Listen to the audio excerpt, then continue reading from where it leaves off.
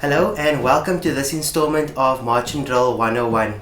Now, you are watching this video because you, your school, or even your community have taken an interest in being part of this exciting activity. So our aim with this video is to give you a full walkthrough as to what the key components of March and Drill is all about and how you can get involved with your squad for our upcoming competition this year. Right, so March and Drill consists of 4 key components that we have to observe. The first one is your best dress inspection. The second one would be your Grand March Pass. The third being your exhibition, where you get to then express your creativity and freestyle it a little bit. And then the latest component that we've added, which is the drum battles. Now, as opposed to explaining everything to you about what March and Drill is all about, here's a short video clip from our recent competition to give you an idea about the excitement, the fun, and the hype that is behind March and Drill.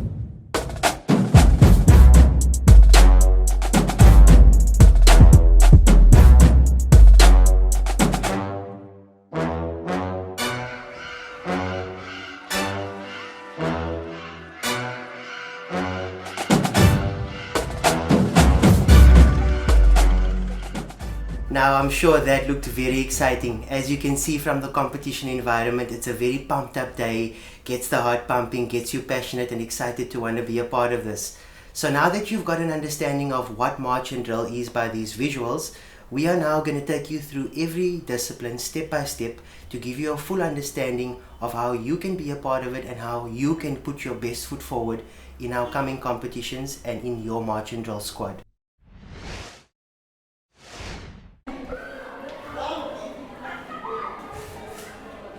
Squat, attention. Squat open, order, march, check. 1, 1, 2. Squat right, rest.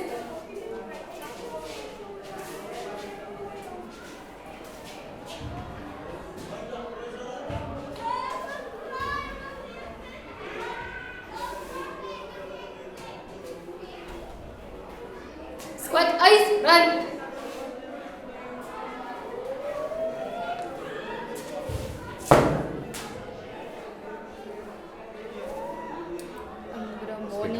Good morning, Sergeant Major Fogo. Morning. Caitlin reporting, Chapman ready for inspection. Thank you.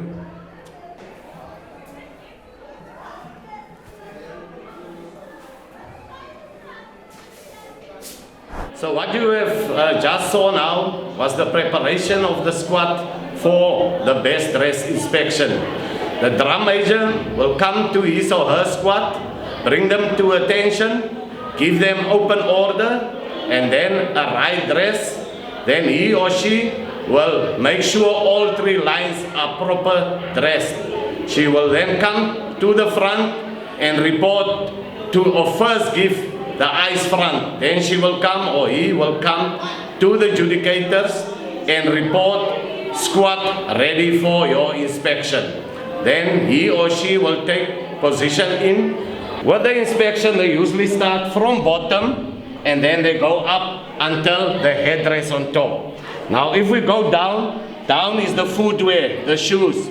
First they will check it is proper polish, laces is proper put in the shoes. They will also check the socks. If the squad got white socks, then everybody must wear white socks. Unlike, for instance, if you can see here at the back now, somebody like this with loose laces, that is where you can lose points immediately. So we go back to this one who look proper. After they finish there, they will then check also the pants. That also, one thing that is important, it must be proper ironed. Then also they will check if they are wearing a belt and if all of them is wearing a belt. But the most important one, it must be clean, washed, and it must be proper ironed. After that, they will then inspect the hands to see if one person got gloves, everybody must have gloves. With the gloves, they will check also for neatness, if it's clean and no black stains of any stains on the gloves. With the blazer, also no stains on the blazer. All buttons must be fastened, no stains, as I say, and it must be proper ironed. School badge must be displayed on the blazer as well, and the whole squad must have the school badge on. They will then also check for the tie that it is proper tightened or not.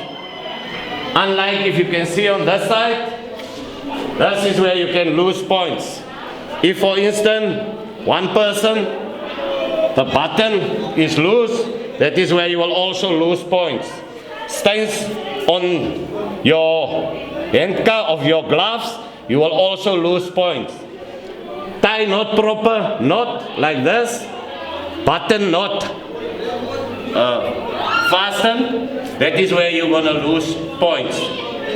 When they are done here, they also then check the headdress, the hair itself, if it is neat in a proper style, and not all those funny braidings and all those other type of things, because the headdress must fit proper on the head.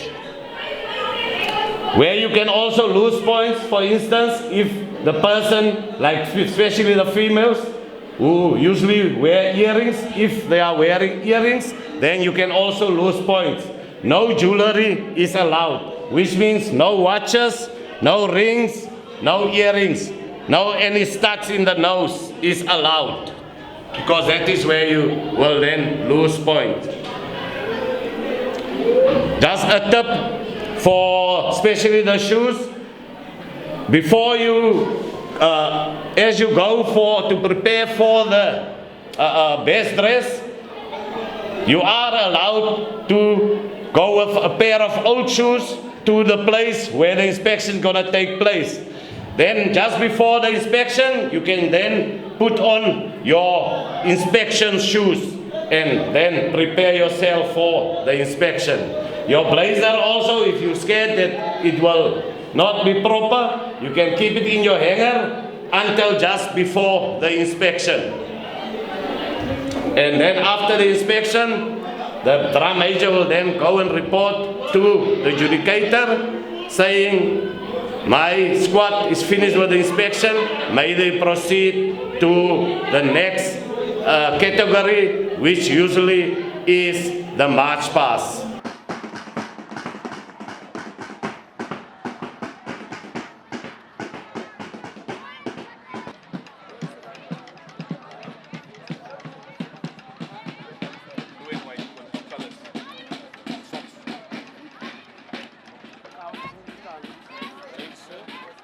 For the boys and for the girls, it's white. See a boy have white socks on there in the back. The other one, black socks. White socks. It's about uniformity, eh? Uniformity means you must all wear one type of socks. So you will have white socks, you have black socks, you have blue socks. The school's color is what? Blue and white. So who's wearing white? The march past is basically showing respect to the senior officer on the parade by saluting the senior officer. After the inspection part, they will be moving to the chute where they are kept before the march past. They will come on and they will make the squad ready for inspection. When they are given the signal, they will go and ask permission from the person or the commander in charge of the march past. After getting the permission, the squad will do the march past.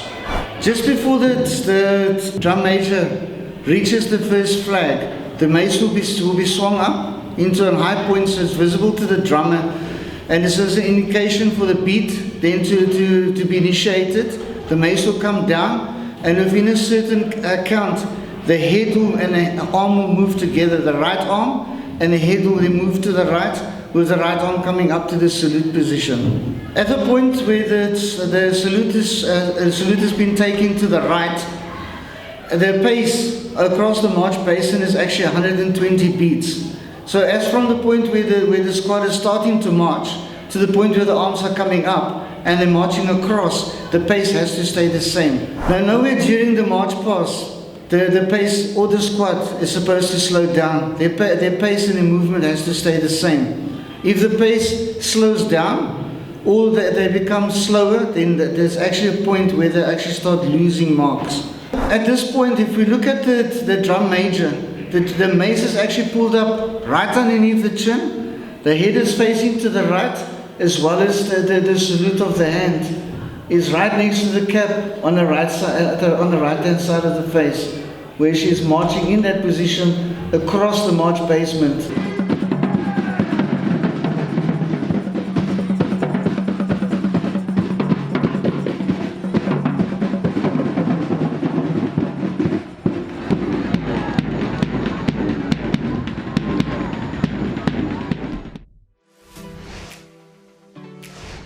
Exhibition is an activity where schools have freedom to design and create their own performance, where formations are formed on the field according to the music, the drumming, etc.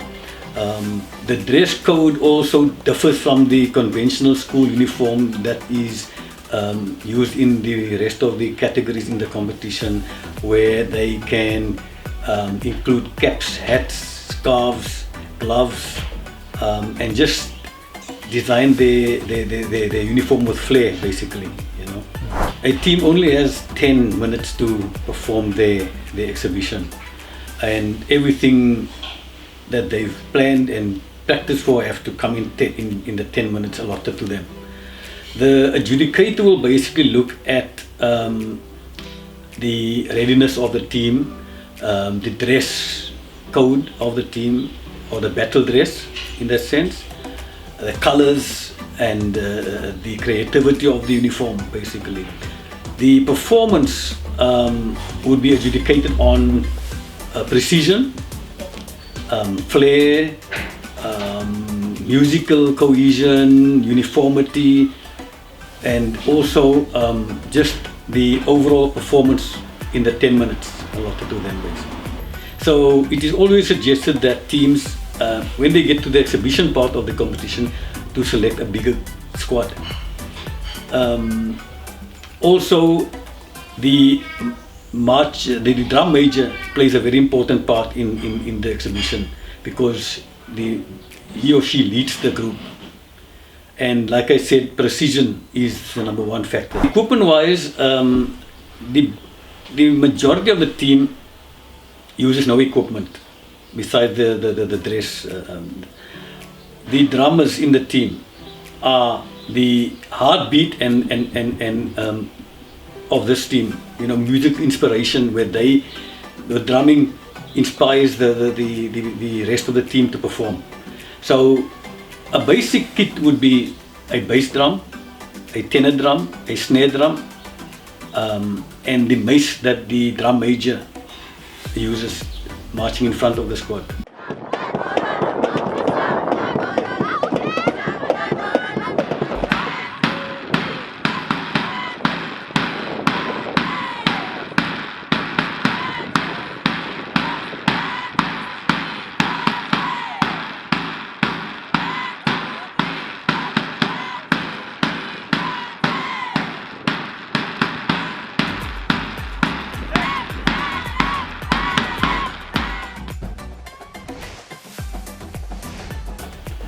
Well, drum battle is also the focal point of a marching ensemble basically. We included drum battle in our school's marching drill competition because we felt that although drummers are the most important component in a squad, they're not given the recognition that they deserve. And it's for that reason we've included a section in the school's marching drill competition known as the drum line, which forms as a drum battle section. What happens on the day of the competition is that a drum line works basically the same as exhibition performance, where they come with their pre-planned performance and they would execute it in a formation or in a straight line,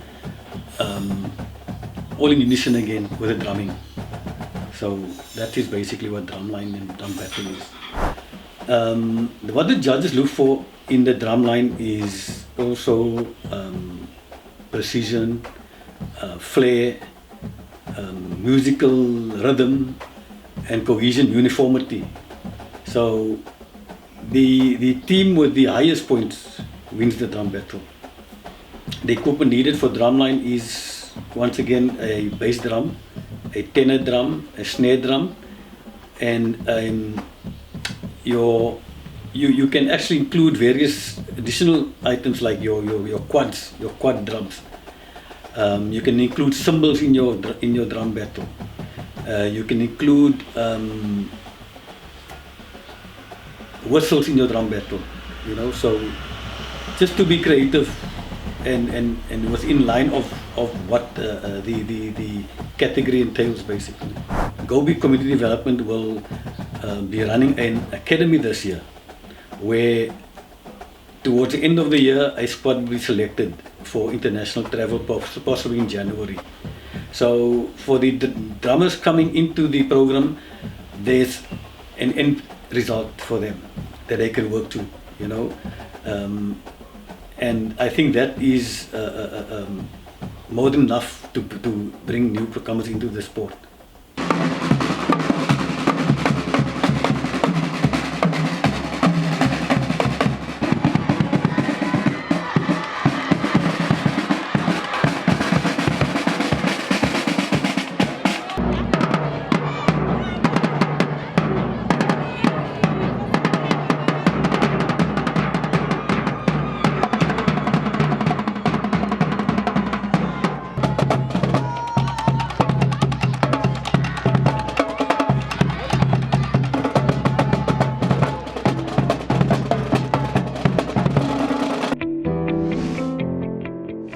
Marching drill was at the distant because they wanted initially to incorporate it in sport, but then I did not take that serious part in it.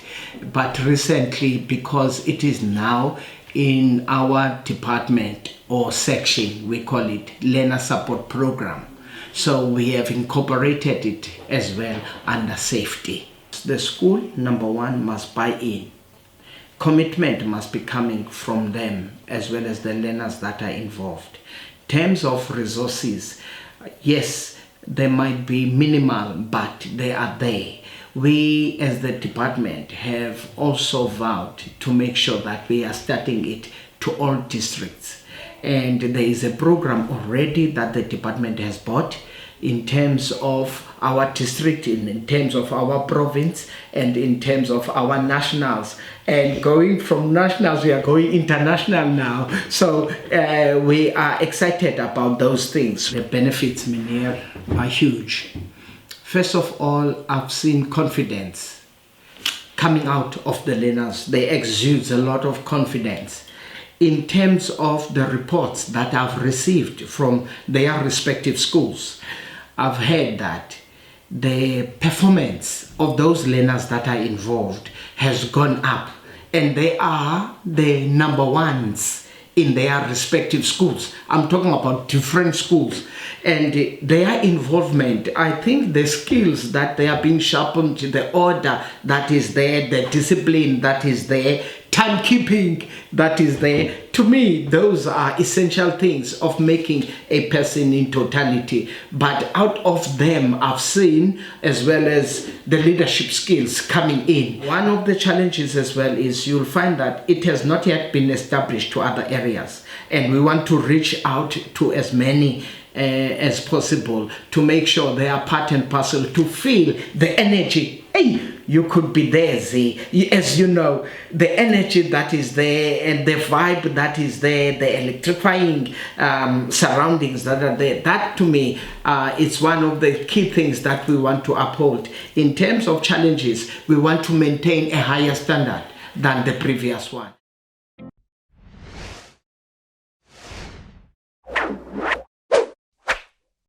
Right, now boys and girls, ladies and gents, you've been given a full breakdown of what March and Drill is all about. We hope that this tool will help you to succeed in our upcoming competitions and with the putting together of your squad. Now, just to wrap it up, we are having our competition in August this year as part of the bigger Women's Month celebration and to support youth development and upliftment within our communities. So, with all the information and the knowledge you've been given, we encourage you and we are putting the challenge out to you to put your squads together, get practicing, be disciplined and come to that competition and take the gold. So best of luck to everybody. Here is all of our information to get a hold of us and we look forward to seeing you.